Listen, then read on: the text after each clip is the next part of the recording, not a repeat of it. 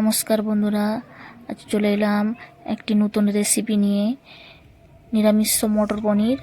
তো দেখো, পনিরগুলোকে টুকরো টুকরো করে সুন্দর ছোটো ছোটো করে কেটে নিয়েছি। এরপর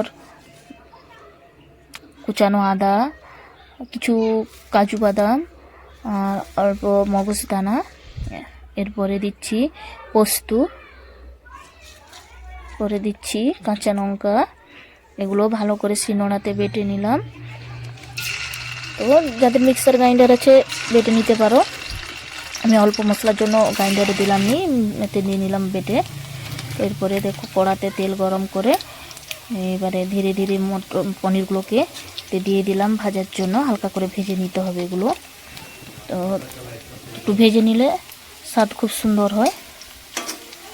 এবারে এগুলো হালকা হালকা নেড়ে চেড়ে একটু লাল লাল করে ভাজতে হবে।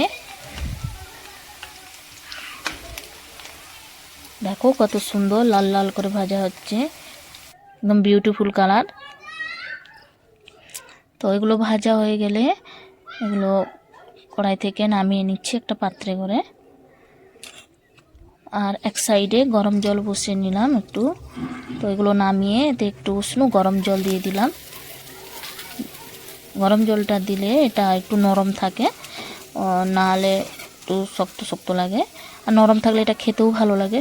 তো এরপরে কড়াইতে মশলা দিয়ে দিচ্ছি আপনাকে। দেখো, যে বাটা মশলাটা রেখেছিলাম, তো সেটা দিয়ে এবার হালকা নেড়ে চেড়ে নিচ্ছি।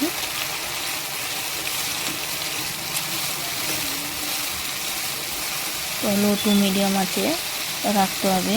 দিয়ে একটু মশলাটা হালকা নেড়ে চেড়ে একটু ভাজা ভাজা হয়ে এলে, তো এরপরে দিচ্ছি হলুদ গুঁড়ি, লঙ্কা গুঁড়ি, জিরা গুঁড়ি, একে একে দিয়ে আবার একটু নাড়াচাড়া করে নিতে হবে।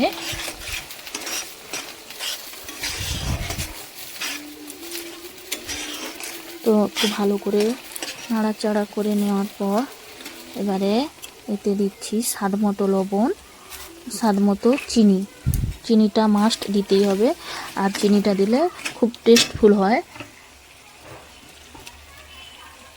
এরপরে দিচ্ছি টমেটোটা গ্রেট করে রেখেছিলাম, দিয়ে ভালো করে নাড়াচাড়া করে নিচ্ছি একটু।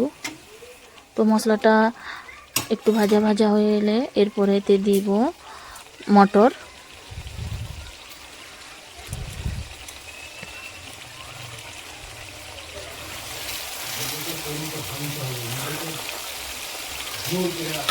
দিয়ে দিলাম মটর। তো আবারও একটু ভালো করে নাড়াচাড়া করতে হবে মটর দেওয়ার পর।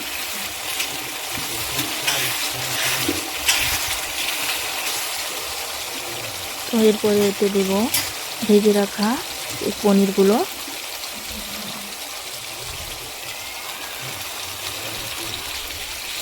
দিয়ে দিলাম পনিরগুলো। এবার এটা হালকা হাতে নাড়াচাড়া করতে হবে, নাহলে পনিরগুলো ভেঙে যেতে পারে। হালকা হাতে নেড়ে চেড়ে নিলাম ভালো করে। লো টু মিডিয়াম আছে রাখতে হবে।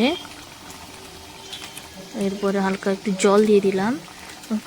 লাইন চলে গেছিলো, তাই অন্ধকার দেখাচ্ছিল, তো লাইটটা জ্বেলে দিলাম। তো এরপরে ফুটতিছে, দেখো ফুটে এলে দিয়ে দিচ্ছি ধনা পাতা। দেখো, রেডি আমাদের নিরামিষ মটর পনির সবজি। মটর পনির রেডি হয়ে গেছে দেখো।